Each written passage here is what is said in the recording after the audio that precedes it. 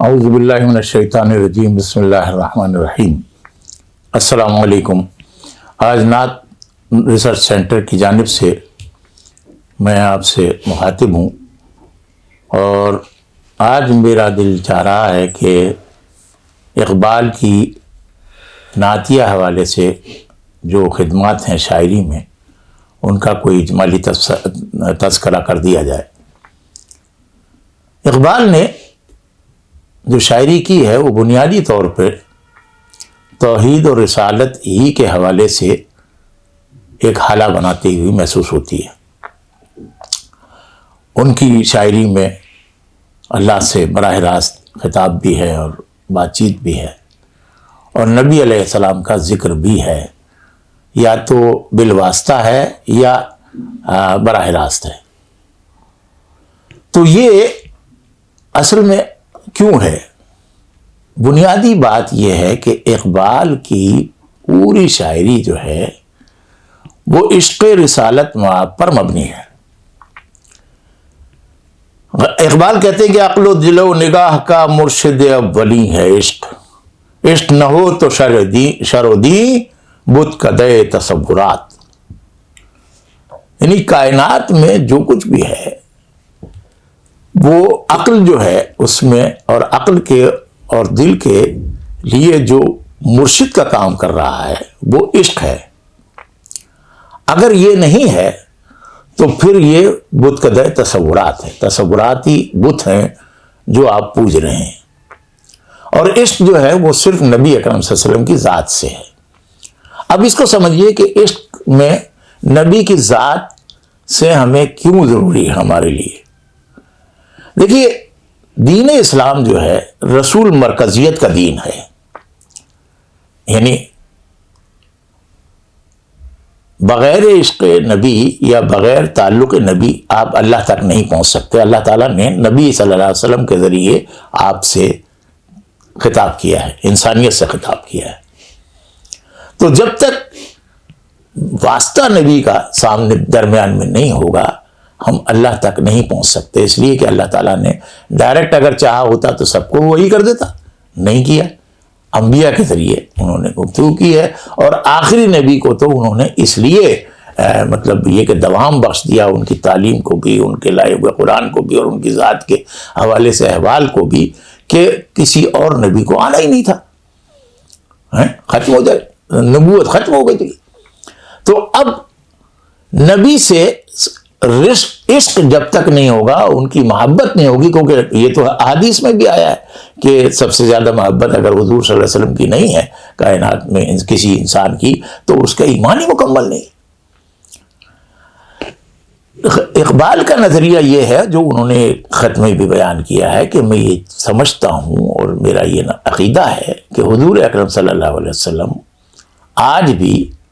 اسی طرح حیات ہیں جیسے دنیا میں حیات تھی آپ کی۔ یہ علیحدہ بات کہ وہ برزخی زندگی ہے، لیکن ان کا رابطہ ویسے ہی لوگوں سے ہے جیسے صحابہ سے تھا۔ اب ظاہر ہے کہ یہ اس کا شعور ہر ایک کو تو نہیں ہے، لیکن اقبال جیسے لوگوں کو جو صاحبان شعور تھے اور جو کچھ روحانی مرتبے بھی رکھتے تھے، وہی جانتے حضور اکرم صلی اللہ علیہ وسلم سے رابطے رکھتے ہیں۔ تو اقبال کا ایک نظریہ تو یہ ہوا کہ حیات النبی سے آج بھی ہمارا رابطہ ہے، اور ہم ان سے ویسے ہی استفادہ کر سکتے ہیں ان کی ذات سے جیسے صحابہ کر رہے تھے۔ دوسری بات یہ ہے کہ جب وہ گفتگو کر رہا ہے اور حضور صلی اللہ علیہ وسلم کے حوالے سے بات کر رہا ہے، تو پھر وہ نہ صرف مقام کی بات کر رہا ہے بلکہ مقام اور مرتبے کو دیکھ بھی رہا ہے۔ تو اسی لیے جب وہ نبی علیہ السلام کی بات کرتا ہے تو ہر کجا بینی جہان رنگ و بو، وہ کہتا ہے کہ اے مخاطب، جس جگہ بھی تو اس جہان میں رنگ اور خوشبو دیکھ رہا ہے، آنکھ از خاکش بروی دائر تو، جس میں اپنے مرتبے سے اونچے ہونے کی اور ترفع حاصل کرنے کی آرزو ہے، یاز نور مصطفیٰ اورا بہاست، یا تو اس کے اندر اس کی چمک دمک اور اس کی قیمت متعین ہو گئی ہے حضور صلی اللہ علیہ وسلم کے نور کی وجہ سے، یا ہنوز اندر تلاش مصطفیٰ، یا وہ آرزو تو کر رہا ہے لیکن ابھی اس کو وہ مقام حاصل نہیں ہو سکا ہے جو مطلوب ہے، تو وہ اس کی تلاش میں سرگرداں ہے۔ تو مقام کبریا، مقام رسول اکرم صلی اللہ علیہ وسلم اتنا بلند ہے کہ اقبال نے اس کا ایک تصور قائم کیا اور زندگی ویسے ہی گزاری اس کے حوالے سے، اور خاص طور سے ادب میں وہ تمام باتیں پیش کی جو نبی علیہ السلام کے شایان شان تھیں۔ اب دیکھیے وہ معراج کے حوالے سے بات کر رہا ہے، اور معراج کے حوالے سے ہمارے ہاں بہت سارے لوگوں نے بات کی ہیں، مسندیں تک لکھی ہیں پوری، لیکن اس میں رد و یابس سب آ گیا ہے۔ کچھ چیزیں اچھی ہیں، کچھ سند ہیں، کچھ بے سند باتیں آ گئی ہیں، لیکن اقبال نے بہت احتیاط سے بات کی ہے، اور بہت اچھا پھر یہ بھی کیا ہے کہ حضور صلی اللہ علیہ وسلم کے احوال کا جو کائنات پر اثر ہوا ہے اور کائنات بشری پر اثر ہوا ہے اس کا بھی حوالہ دیا۔ اب دیکھیے معراج تو حضور کو ہی، اس کے علاوہ کسی کو نہیں ہو سکتی، لیکن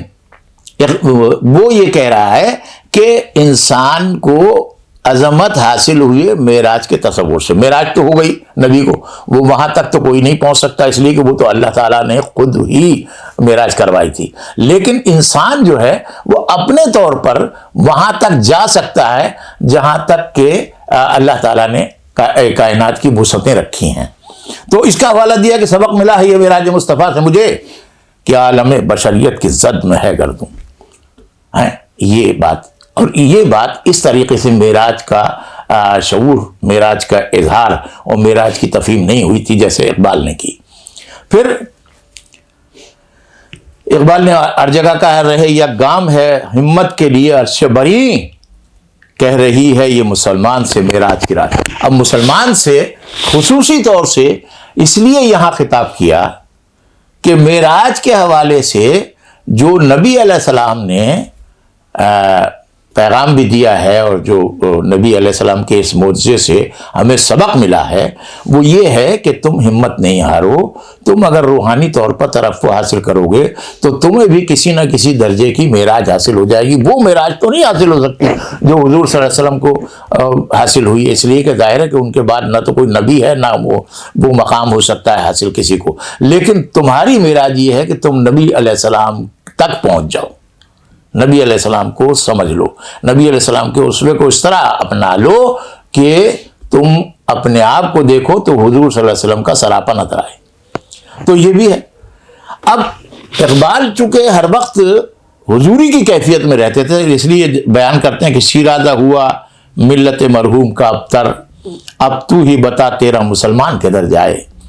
وہ لذت آشوب نہیں بحر عرب میں پوشیدہ جو ہے مجھ میں وہ طوفان کدھر جائے، ہر چند ہے بے قافلہ و راحلہ و زاد، اس کو ہو بیاباں سے ہدی خان کدھر جائے، اس راز کو اب فاش کر اے روح محمد، آیات الہی کا نگہبان کدھر جائے۔ ظاہر ہے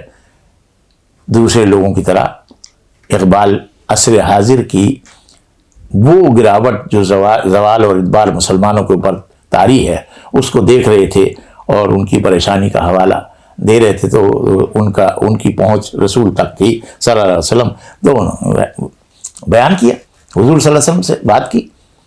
پھر قوت عشق سے ہر پست کو بالا کر دے، مسلمان کو باقاعدہ یہ بتا رہا ہے وہ کہ قوت عشق سے ہر پست کو بالا کر دے، دہر میں اس میں محمد سے اجالا کر دے، کہ محمد سے وفا تو نے تو ہم تیرے ہیں، یہ جہاں چیز کیا ہے کیا لوح و قلم تیرے ہیں۔ اب اس کے ساتھ ساتھ اقبال نے ہمیشہ یہ، چونکہ تاریخ کا بھی طالب علم تھے، فلسفے کے بھی تھے اور تمام روحانی معاملات کو بھی جانتے تھے، تو انہوں نے یہ دیکھا کہ دنیا میں جہاں بھی حضور صلی اللہ علیہ وسلم کے حوالے سے یا اسلام کے حوالے سے کام ہو رہا ہے وہاں جو ہے مخالف قوتیں بھی کام کر رہی ہیں، تو ستیزہ کار رہا ہے ازل سے تا امروز، چراغ مصطفی سے شرار بولا، یہ بیان کیا کہ دیکھو شروع سے یہ ہو رہا ہے کہ جہاں نبی علیہ السلام نے اپنا پیغام بیان کیا ہے اور بندوں کو اللہ سے جوڑنے کی کوشش کی ہے، وہیں شیطان نے بندوں کو اللہ سے توڑنے کی کوشش کی ہے، اور اس کی کوشش بہت زیادہ بارآور ثابت ہو رہی ہے۔ تو تمہیں بڑا ہوشیار رہنا ہے، اس لیے کہ اگر تم نبی علیہ السلام تک نہیں پہنچے تو پھر باقی تو ساری دنیا کفر میں بھری ہوئی ہے۔ اور یہ یہاں پر دو علامتیں بیان کی، چراغ مصطفی اور شرار ابو لہب۔ ابو لہب جو ہے کفر کی علامت ہے، اور چراغ مصطفی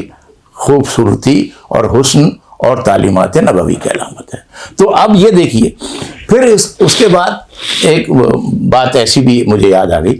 کہ آپ کے سامنے پاکستان کے حوالے سے جو موومنٹ چل رہی تھی، اس میں کچھ علماء نے اس کی مخالفت کی، اور ایک صاحب نے یہ کہہ دیا کہ ملتیں جو ہیں وہ اس اوطان کے حوالے سے بنتی ہیں اور ادیان کے حوالے سے نہیں بنتی۔ تو اس پہ انہوں نے اقبال نے ظاہر ہے کہ ری ایکشن دیا، اور آپ نے فرمایا کہ عجم ہنوز نہ داند رموز دین ورنہ ز دیوبند حسین احمد اینچے بولا جدید سرود برسر منبر کہ ملت از وطن است چه بی خبر ز مقام محمد عربی است با مصطفیٰ برسن خیش را کہ دی ہم اوست اگر بابو نہ رسیدی تمام بولا بھائی۔ تو اب آپ نے وہ تمام بات بیان کی، وہ ٹھیک ہے، اس کے بعد انہوں نے کچھ وضاحت کی اور آپ نے کہا کہ میں اعتراض واپس لیتا ہوں، لیکن یہ شعر اپنی جگہ ہے۔ لیکن یہ آخری شعر جو ہے بمصطفیٰ برسان خیشرا کے دی ہم اوست اگر بہو نہ رسیدی تمام بولا، تمام اپنے آپ کو حضور صلی اللہ علیہ وسلم کے قدموں میں ڈال دو، اگر وہاں نہیں پہنچے تو تمام تر بولا بھی وہی کفر ہے۔ تو یہ تمام باتیں اقبال نے باقاعدہ احوالی سطح پر کی ہیں، ان کی کیفیات ہیں، یہ روحانی سطح پر، اور ترفع ہے ان کی روحی، اور وہ انہوں نے شاعری میں برتا ہے۔ اقبال کی شاعری پر گفتگو کرنے کے لیے تو بہت وقت چاہیے، لیکن چونکہ یہاں مختصر بات کرنی ہوتی ہے، اس لیے ہم یہیں آج گفتگو کو ختم کرتے ہیں، اور انشاءاللہ کسی اور وقت میں ہم اقبال کی فارسی شاعری میں جو نعتیہ عناصر آئے ہیں ان پر تفصیلی گفتگو کریں گے۔ السلام علیکم ورحمۃ اللہ۔